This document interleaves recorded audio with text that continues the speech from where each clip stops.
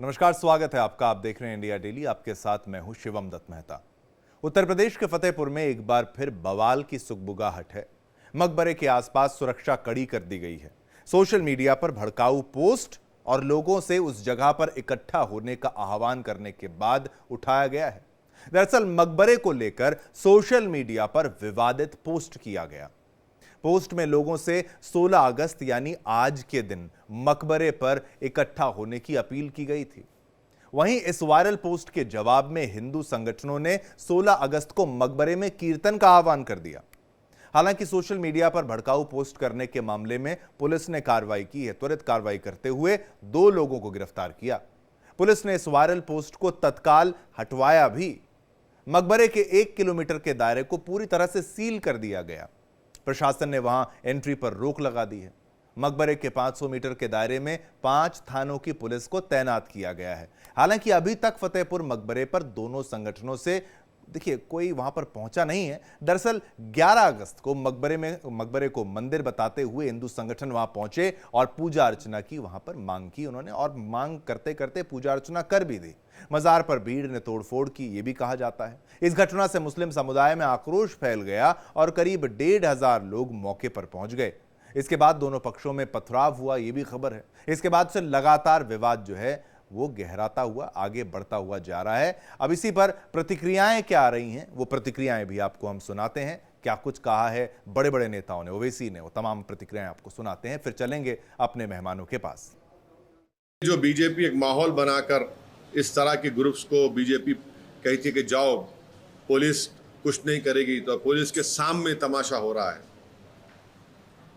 6 दिसंबर में इसी हुआ था, हर जगह इसी हो रहा है, अभी भी हो रहा है। और बाद में आप विधानसभा में कहते हैं नहीं, इतने लोगों में केस बुक करें। अरे केस बुक करना, अगर आप किसी की जान ले लेंगे, किसी के खबर पर आप तोड़ देंगे और फिर उसके बाद हम केस बुक करें बोलेंगे आप, तो फिर आप क्यों रखते पुलिस को? हटा दीजिए पुलिस, बाद में बोलिए हम केस बुक कर लेंगे। क्या किया आपने? संभल में फायरिंग कर दिया आपने, कितने लोग मारे गए, कितने जख्मी हुए, आप सब जानते हैं। पुलिस के सामने सब तमाशा हो रहा, पुलिस कुछ नहीं कर रही। ना बुलडोजर आता, ना वहां पे एनकाउंटर होता, ना कुछ नहीं होता। और बाद में खड़े होकर विधानसभा में बोले इतने लोगों में केस बुक करे, उससे क्या होगा? आपको चाहिए था कि उसको रोकते हो डैमेज को। अरे जो बरसों से दरगाह है, सब लोग जानते हैं, और कोई भी उठ के खड़े होकर बोलेगा नहीं ये नहीं थी, वो नहीं था, ये कौन तय करेगा फिर ये? तो चलिए, आपने प्रतिक्रिया भी यहां पर सुनी और आरोप प्रत्यारोप का दौर भी जारी है। लेकिन यह विवाद फिर से बढ़ता जा रहा है। लेकिन अफवाहों से बच के रहना है और ऐसे भड़काऊ लोगों से बच के रहना है जो ऐसे विवादित पोस्ट, ऐसे स्टेटस लगाते हैं, लोगों को भड़काते हैं। चलते हैं अपने मेहमानों के पास और उनसे पूछते हैं, जानते हैं उनकी राय। हमारे साथ एक्सपर्ट्स का शानदार पैनल कुछ ही पलों में आपके टेलीविजन स्क्रीन पर होगा। स्वागत करना चाहूंगा आचार्य एच.एस. रावत जी, हमारे हिंदू धर्मगुरु, आप यहां पर आए, धन्यवाद जी। सैयद अली अब्बास जी हैं, राजनीतिक विशेषज्ञ हैं और समझते हैं उत्तर प्रदेश की राजनीति को भी और हर जगह की राजनीति को, और इस्लाम धर्म से जुड़े हुए मुद्दों पर भी अक्सर बैठते हैं। रुद्र प्रताप सिंह जी भी हमारे साथ हैं, राजनीतिक विशेषज्ञ के रूप में हमारे साथ इस वक्त जुड़े हैं। सबसे पहले चलिए रुद्र प्रताप जी, आपसे मैं शुरुआत करना चाहूंगा इस मुद्दे को एक ऐसे दृष्टिकोण से समझने का प्रयास कि भाई आह्वान किया जा रहा है और आह्वान करने के बाद मांग की गई बाकायदा पत्र लिखकर कि हमें वहां पर सौंदर्यकरण करने दिया जाए, वो तमाम चीज करने दिया जाए। फिर भी वहां पर वो लोग गए, उन्होंने पूजा पाठ वहां पर करी, वो तमाम विवाद आगे बढ़ा। लेकिन उसके बाद ये जो भड़काऊ पोस्ट डालने वाला मामला, वो भी 16 अगस्त के दिन, इसको किस नजरिए से, किस दृष्टिकोण से आप देखते हैं रुद्र प्रताप जी? शिवम जी नमस्कार, मेरी आवाज आ रही है? आ रही है जी, बोलिए। देखिए शिवम जी, एक लोकतांत्रिक देश में इस तरह की किसी भी घटना को नहीं होना चाहिए, चाहे किसी भी पक्ष के द्वारा हो। और उसमें जितने लोग उससे संबंधित हैं, अगर किसी भी बात को लेकर के विवाद है, अगर किसी को लगता है कि मंदिर है या मस्जिद है, मकबरा है, जो भी है, तो उसकी कानूनी पहलू है, उसके साथ जाना चाहिए। और जो उस दिन की घटना थी वो घटना भी नहीं होनी चाहिए, क्योंकि कानून में को हाथ में लेने का मुझे नहीं लग रहा है कि किसी को अधिकार है, क्योंकि वो चाहे पक्ष कोई भी हो, उससे मेरी सहमति नहीं है। लेकिन उसके बावजूद भी अगर इस तरह की जो अराजक तत्व हैं, जो इस तरह की भ्रम फैला रहे हैं या जो इस तरह के आह्वान कर रहे हैं, मुझे लग रहा है कि इनके लिए सख्ती की जरूरत है। और इनको किसी भी पक्ष को कोई राजनीतिक संरक्षण नहीं होना चाहिए, ना भी किसी राजनीतिक दल को उनके साथ खड़ा होना चाहिए, क्योंकि एक सामाजिक जो है ताने बाने को बिगाड़ने का ये प्रयास किया जा रहा है। और ये ऐसा नहीं है कि पूरा समाज ऐसा है, चाहे मैं हिंदू समाज की बात कर रहा हूँ या मुस्लिम समाज की बात कर, कुछ गिनती के लोग होते हैं जो अपने व्यक्तिगत स्वार्थ के लिए, अपनी व्यक्तिगत राजनीति को चमकाने के लिए इस तरह की भावनाओं को भड़काते हैं, और उसमें पूरा समाज आ जाता है और पूरा समाज उसमें सम्मिलित हो जाता है। और उसका नुकसान हमारे देख के पूरे, चाहे प्रदेश की हम बात करें, प्रदेश की छवि की बात करें, या मान लीजिए कि हम अपने देश विकास की बात करते हैं, तो हम उन ट्रैक से भटक करके किसी और विषय पर बात कर रहे हैं। तो मुझे लगता है कि इसमें सब जो प्रशासन है उसको बहुत सख्ती बरतने की जरूरत है। कारण क्या है कि ऐसी कई घटनाएं इस तरह की होने लगती है और कुछ राजनीतिक दल अपने स्वार्थ बस उसको प्रोटेक्ट करते रखते हैं। जिसको जहां पे जरूरत आ पड़ती है वो उसको अपने हिसाब से उसको मैनिपुलेट करते हैं, अपने हिसाब से चीजों को चलाते हैं और वहां उनको संरक्षण देते हैं। तो मुझे लगता है कि किसी भी राजनीतिक दल को किसी पक्ष के साथ न होकर के एक आम अपराधियों जैसा इन लोगों के साथ व्यवहार किया जाना चाहिए, चाहे वो किसी भी पक्ष के हों। तभी ऐसे चीजें आगे आने वाले समय में नहीं होगी। कारण क्या है कि जो अराजक तत्व हैं उनके पास कोई और बाकी काम बचा नहीं होता। आपने देखा होगा कि उस समय समय पे लेकिन इसी ये तरह से जो फ्रिंज एलिमेंट्स हैं, चलाते मैं वही तो आपकी बात समझ गया प्रताप जी, ऐसे कुछ ऐसे लोग हैं जो भड़का देते हैं, भड़काने के बाद जब आग लगती है तो वो तो पीछे हट जाते हैं, वो तो कहाँ गायब हो जाते हैं पता भी नहीं लगता, लेकिन फिर यही लोग जो है वो दंगे का कारण बनते हैं। बाकी मेहमानों के पास भी चलता हूं। सबसे पहले प्रताप जी की मैंने यहाँ पर कॉमेंट को लिया, लेकिन अब एच.एस. रावत जी, इस पूरे मामले को आप भी लगातार देख रहे थे। पहले वहां पर मांग की गई कि हमें सौंदर्यीकरण करना है, वहां पर पूजा पाठ करनी है, और ये मकबरा है, इसको लेकर ये विवाद है कि ये इसका स्ट्रक्चर हमें कह रहे हैं कि हमें समझ नहीं आ रहा, ये उस तरीके से नहीं है जैसे कि भाई इसको इस्लामिक स्ट्रक्चर कहा जाए। और अगर ये पीछे इतने ज्यादा लोग वहां पर पहुंच रहे हैं, कुछ तो कारण रहा होगा, लेकिन अब उससे हुआ ये है कि भाई दूसरा पक्ष भी अब बराबर ऐसी धमकियों भरे अगर पोस्ट डाले जाएंगे, तो ये क्या इसमें राजनीति आ चुकी है आपको लगता है, या फिर नहीं ये कुछ ऐसे एलिमेंट्स हैं जो हर बार ऐसा करते हैं? आपका क्या दृष्टिकोण है इस पूरे मामले को लेकर? शिवम जी, एक शब्द आया अभी, अराजकता, अराजक तत्व। ये अराजक तत्व क्यों फैलते हैं, ये अराजक तत्व आते क्यों हैं, इसके इतिहास में जाना पड़ेगा। क्योंकि जब मुगलों का शासन था, मुसलमानों का शासन था, उस समय भी वो अराजक थे। उन्होंने हिंदुओं का धर्म भ्रष्ट करने के लिए, हिंदुओं को कन्वर्ट करने के लिए, इस्लाम को तलवार के दम पर फैलाने के लिए हमारे मंदिरों को तोड़ा। ठीक। आज हमें अराजक बनने पे मजबूर किया जा रहा है। जब मैं कृष्ण जन्मभूमि पे जाता हूँ और वहाँ बगल में जब ईदगाह देखता हूँ तो मेरे अंदर एक अराजकता फैलती है। और जब मैं दर्शन करने काशी विश्वनाथ जाता हूँ तो वहाँ पर बीच में खड़ी हुई ज्ञानवापी मस्जिद को देखता हूँ तो मेरे अंदर अराजकता आती है। हिंदू का देश, सनातनों का देश, आताताई लोग आए, आकर के हमें कुचला और कुचलने के बाद हमारा धर्म भ्रष्ट किया। 70 करोड़ हिंदुओं को मुसलमान बना दिया आज तक। तो मेरे अंदर आज सोशल मीडिया की अराजकता आ गई है और मैं ऐसी बार बार अराजकता करने के लिए तैयार रहूंगा, क्योंकि कोई भी व्यक्ति अपने धर्म के लिए, आनवान शान के लिए इतिहास गवाह है।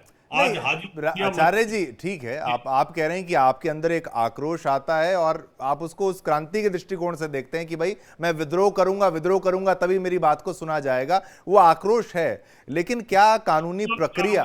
हाँ, एक मिनट, मैं उसी बात पे आ रहा हूँ। हाँ, ये अराजकता और आक्रोश क्यों बढ़ रहा है? हाँ, क्यों सरकारों ने हमारे साथ अन्याय किया है, सनातनियों के साथ, हिंदुओं के साथ अन्याय किया है। देश आजाद हुआ तो हमें उम्मीद थी कि यहाँ से सारी मस्जिदें हट जाएंगी, हमें स्वतंत्रता मिलेगी अपने धर्म को मानने की। लेकिन 91 का वर्षे पैक्ट बना करके हमारे गले पे फंदा डाल दिया कि भाई जो भी डिस्प्यूटेड चीजें हैं वो एज इट इज रहेंगी। ऐसे कैसे हो सकता है?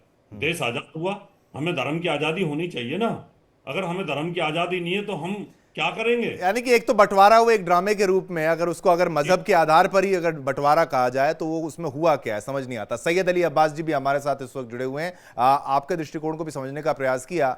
सैयद जी, जो एच.एस. रावत जी कह रहे हैं कि भाई इन लोगों को अराजक कहा जाता है, एक ठीक है, दूसरे की तरफ से तो बहुत अभद्र भाषा का इस्तेमाल करके पोस्ट लगाया गया, पुलिस ने त्वरित कार्रवाई वहां पर की, लेकिन ये अराजक बनाने में योगदान क्या पिछली सरकारों का, या फिर कह लीजिए अभी की सरकार, कोई भी सरकार है, उससे जो नाराजगी है, अगर वो हिंदू है तो उसकी नाराजगी, तो उसके चलते ये हो रहा है?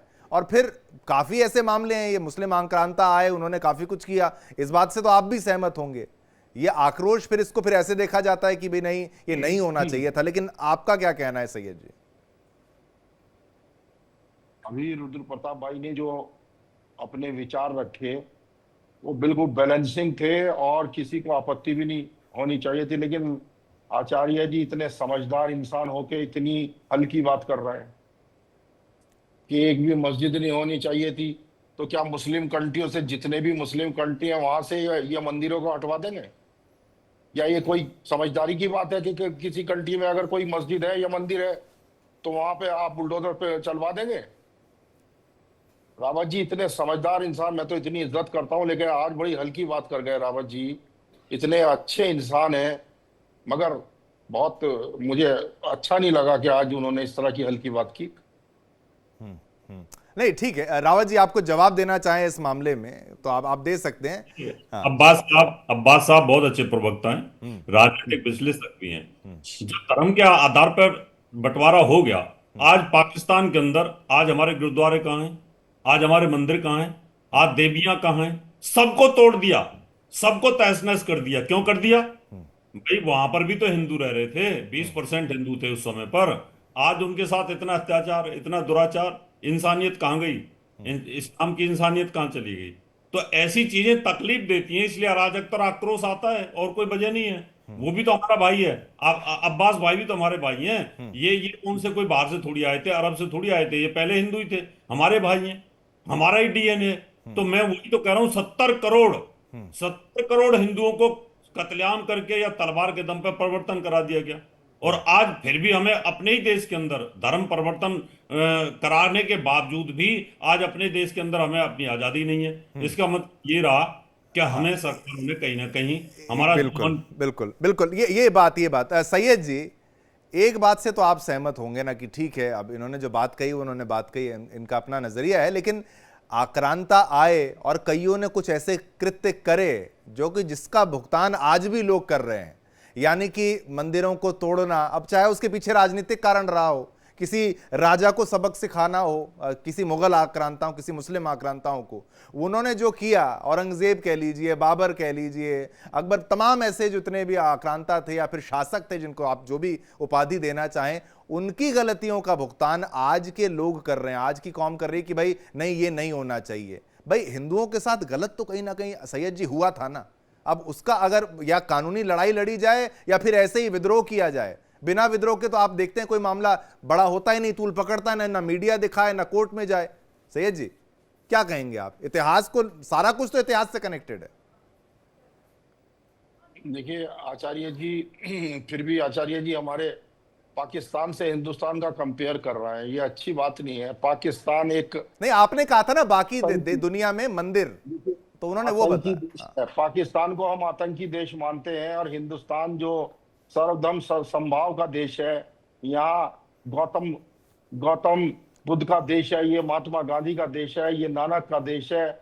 इस देश को जो है आप पाकिस्तान से कंपेयर ना करें, और हम पाकिस्तान हमारा दुश्मन है, आपसे पहले हम उनको सैयद जी आपने इस्लामिक मुल्क, आपने कहा था ना इस्लामिक मुल्क में मंदिरों की हालात, तो इस्लामिक रिपब्लिक ऑफ पाकिस्तान वो है, तो वो दृष्टिकोण नहीं, मैंने नहीं कहा था, वो तो मैंने आचार्य जी की बात का जवाब दिया है। मैं क्यों कहने लगा, इस तरह की हल्की बात नहीं करूंगा मैं।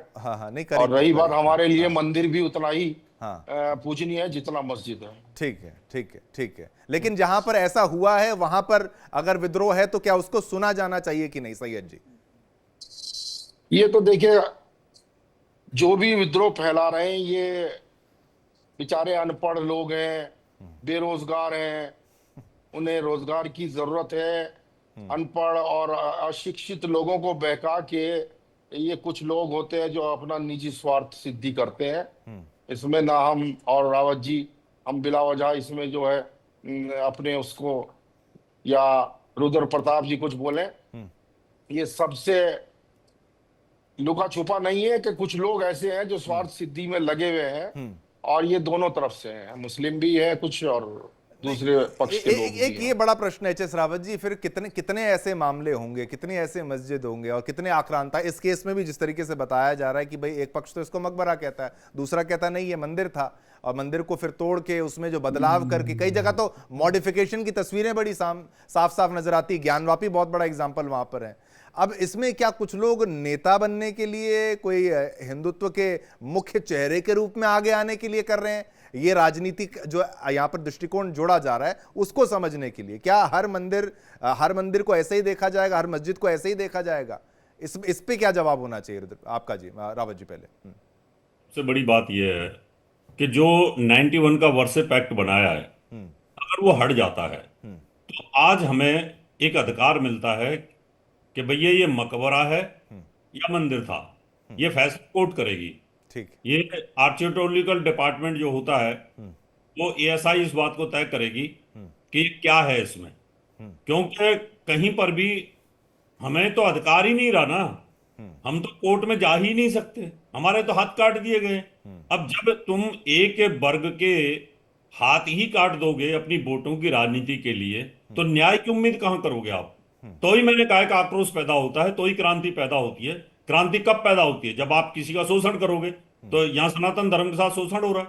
अब हमें तो कृष्ण जन्मभूमि हो गई, दूसरी जगह हो गई, जो जहां हमारे बड़े बड़े मंदिर थे जिनको कुचला गया, तोड़ा गया, उनके प्रमाण हमारे पास हैं। हम कोर्ट में रखना चाहते हैं कि ये हमारी जमीन है, ये हमारा मंदिर था, हमारी देवी का मंदिर था, आप इसको हमें दीजिए।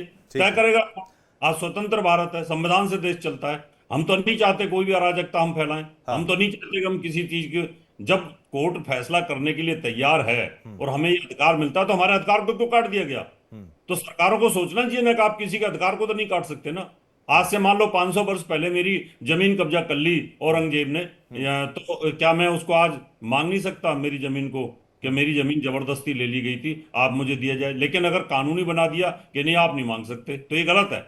इसलिए जो सरकारों ने किया ना वो अत्याचार किया है, मैं उसका विरोध करता हूं। इसलिए हमें राइट होना चाहिए और कोर्ट फैसला करे। एक तो आप प्लेसेस ऑफ वर्शिप एक्ट चाहते हैं कि भाई ये चीज हटा दी जाए और उसके बाद जो अधिकार है वो कानूनी लड़ाई तब लड़ी जाए, तब एक थोड़ा सा, हाँ, तो हम तथ्यों के साथ वहां पर आगे बढ़ सकेंगे, कुछ वहां बदलाव आएगा भी, असर होगा, थोड़ा इंपैक्ट आएगा। रुद्र प्रताप जी, आप इनकी बात से सहमत है? दोनों ने अपने अपने दृष्टिकोण को रखा, लेकिन एक दृष्टिकोण तो ये है ना जो सच्चाई की भाई कई मंदिरों को जानबूझकर तोड़ा गया, फिर उसके बदलाव किए गए, चाहे वो संदेश देने के लिए, और फिर ऊपर वहां पर मस्जिद जब बनाई जाती है। अब कई इस्लामिक स्कॉलर जब यहां बैठते हैं कि भाई वो तो कहते हैं कि भाई जहां विवादित होता है वहां पर इस्लाम भी अनुमति नहीं देता किसी मस्जिद को बनाने की, और वो आक्रांता अगर मतलब वाकई उनको ही एक आइडल के रूप में देखा जाए तो उन्होंने काम सही नहीं किया, अपने मजहब के हिसाब से भी ठीक नहीं किया। रुद्र प्रताप जी देखिए शिवम जी, समस्या यहीं से उत्पन्न होती है कि जब किसी भी चीज को एक तरीके से, एक नजरिए से देखा जाता है।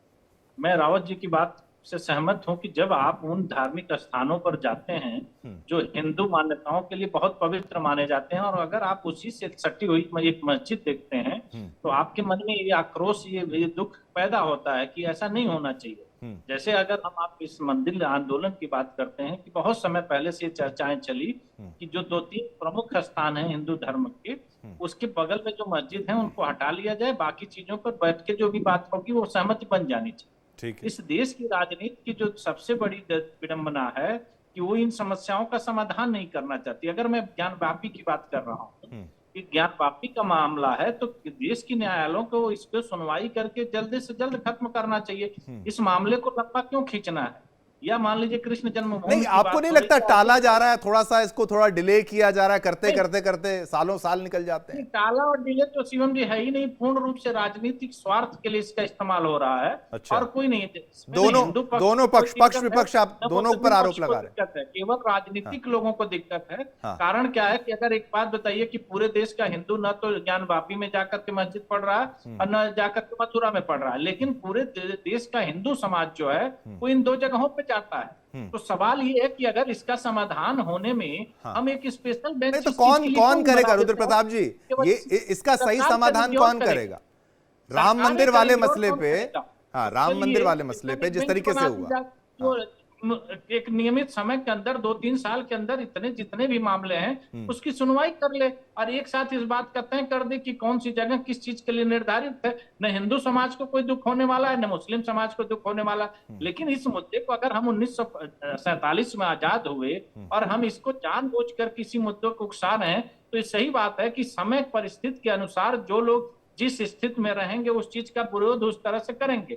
अगर हिंदू समाज कहीं पर समर्थवान होगा तो अपनी चीजों को लेने का प्रयास करेगा। सेम वही चीज अगर कहीं मुस्लिम समाज ताकतवर होगा तो वो प्रयास करेगा। तो जो ये टकराव होगा वो तो कभी खत्म नहीं होने वाला है। तो इसका एक ही समाधान है, जैसे राम जन्मभूमि पर डिसीजन आया और वहां एक भव्य मंदिर का निर्माण हुआ, अब इसमें किसी को कोई आपत्ति नहीं है। नहीं रुद्र प्रताप जी, एक मेरा प्रश्न सुनिए कि अगर ये मुख्य स्थानों पर अगर ये सहमति बन जाए कि नहीं केवल मंदिर, तो उसके बाद क्या आगे छोड़ दिया जाएगा? पहले आपसे, फिर रावत जी आपसे भी ये पूछूंगा मैं। हाँ, एक आम सहमत बनेगी, क्योंकि ये ऐसा थोड़ी है कि अंतहीन तक चलने वाली ये प्रक्रिया है कि जब आप इसको इसी तरीके से देश चलेगा। कुछ जो विवादित जगह हैं उसके साथ बैठकर इसका एक समाधान निकाल करके इस चीज से हमें आगे बढ़ना है। मैं बार बार बिल्कुल आगे बढ़ना है, आगे बढ़ना है। आपकी बात में सहमत हूं सैयद जी, आगे बढ़ना है बिल्कुल। और पर आप खुद ये सोचिए ना, ये जो लड़ाई है इतिहास से इसलिए जुड़ी हुई है, जब वो आक्रांता कह लीजिए, शासक कह लीजिए, वो वहां पर थे, ऐसा तो था नहीं कि भाई उनके पास जमीन की कमी थी या धन की कमी थी। अगर उनको मस्जिद बनानी होती तो कोई ऐसा तो नहीं कि भाई लैंड एक्वायर करना पड़ेगा, किसानों से जमीन लेनी पड़ेगी, वो करना पड़ेगा, ये करना पड़ेगा। बड़े आराम से थोड़ी दूर बना देते। जानबूझ के आप मथुरा के सामने बनाते हैं, जानबूझकर आप ज्ञानवापी पर बनाते हैं, जानबूझकर आप फिर वहां बाबरी बना देते हैं। जानबूझकर जो जो किया गया है, ये उस समय तो ये परेशानी नहीं थी। वो चीजें अगर अब हट जाएं, या मतलब उसके ऊपर डिस्कशन होना चाहिए, तो फिर ये छोटे छोटे हर जगह जो मंदिर मस्जिद वाला मसला है, क्या मेन पर आपको सहमति होगी कि वो मसले सुलझा लिए जाएं पहले? सैयद जी देखिए, 12 साल हो गए, आरएसएस की सरकार चल रही, हिंदूवादी सरकार चल रही, तो सबको अपना बुलडोजर से बुलडोज कर दे, कौन हाथ पकड़े हुए है या कौन कानूनी उस पर रोक रहा है? नहीं, आप ये मन से थोड़ी ना कह रहे, आप तो ये तंज कस रहे हैं ना कि भाई ये कर दें। तंज नहीं, जब मंदिर आपको जो है वहां दिखाई दे रहा है तो फिर अपना बुलडोजर ले जाइए और सबको जो गिराइए। पर सैयद जी, देश तो चल रही, देश तो संविधान से चलेगा ना साहब, देश तो संविधान से चलेगा। कौन माना? ये सरकार संविधान विरोधी सरकार है। आरएसएस ने कब संविधान को माना है? अगर संविधान से देश चलता तो बहुत ऐसे कांड हो गए हैं जो अराजकता के नाम पे सरकार ये सब अराजक तत्वों को जो पूरी तरह से संरक्षण देती है सरकार। ठीक है, आपका पॉइंट रावत जी डिबेट के अंत के क्लोज है, लेकिन आपकी मैं यहां पर राय लेना चाहूंगा। कुछ मुख्य मंदिर, बात वहां पर खत्म, या फिर नहीं धीरे धीरे सारे, कि भाई विवाद जहां पर है वो विवाद, हर एक विवाद को सुलझाया जाए। लाखों विवाद हैं तो लाखों विवाद सुलझाया जाए, पहले मुख्यों को सुलझाया जाए।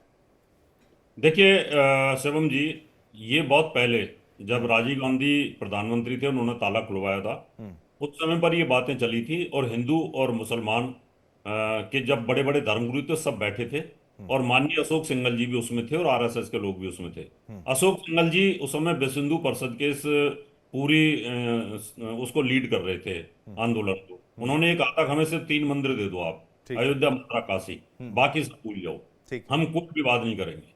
और रिक्वेस्ट करी थी सभी मुसलमान धर्मगुरुओं को, पर्सनल बोर्ड के मेंबरों से, क्या आप हमें सिर्फ ये अयोध्या, मथुरा, काशी दे दो, बाकी सब खत्म। आज भी वही बात है, अयोध्या, मथुरा, काशी, अयोध्या मिल चुका है और मथुरा, काशी बाकी है। अगर दे दिया जाता है तो मुझे लगता है जो पहले अशोक सिंघल जी ने जो बात की थी उसी बात पे आरएसएस एक धर्मगुरु होने के नाते क्या आप उस बात को स्वीकार करेंगे कि भाई अगर ये तीनों हो गए सेट, ठीक है चलिए, कि भाई आगे हम कोई विवाद नहीं करेंगे? अगर ये 3 प्यार से मिल जाते हैं और देश की शांति और उन्नति के लिए अगर ऐसा होता है तो मैं स्वीकार कर लूंगा। अच्छा, देश की के लिए। हाँ, ठीक है। सभी का बहुत बहुत धन्यवाद। समय इतना ही था। रावत जी हमारे साथ थे, हमारे साथ रुद्र प्रताप जी और सैयद अली जी हमारे साथ थे। लेकिन मुख्य मुद्दा है कि भाई आज के दौर में कोई भी मुद्दा अगर सुलझाना हो तो क्या उसको लड़ाई करने से उससे बात बनती है? क्या लड़ाई उसमें बिल्कुल भी नहीं करनी चाहिए। मसले का हल जो है वो यहां पर निकालना चाहिए। लेकिन जिस तरीके से जो दंगाई मानसिकता वाले लोग होते हैं, वो जिस तरीके से भड़काने का प्रयास करते हैं और फिर एक पूरा समुदाय उसको भुगतता है, वो यहां पर नाकाबिले बर्दाश्त है, उस पर नकेल कसी जानी चाहिए। पुलिस ने तब भी संयम बरता था और पुलिस ने अब भी मुस्तैदी दिखाई है जब ये अफवाह फैलाने वाले, भड़काने वालों को पकड़ा है। वहां पर भी रोका गया था। अगर कुछ पुलिस अगर लाठीचार्ज करे, वो तमाम चीजें करे तो स्थिति बिगड़ती भी है।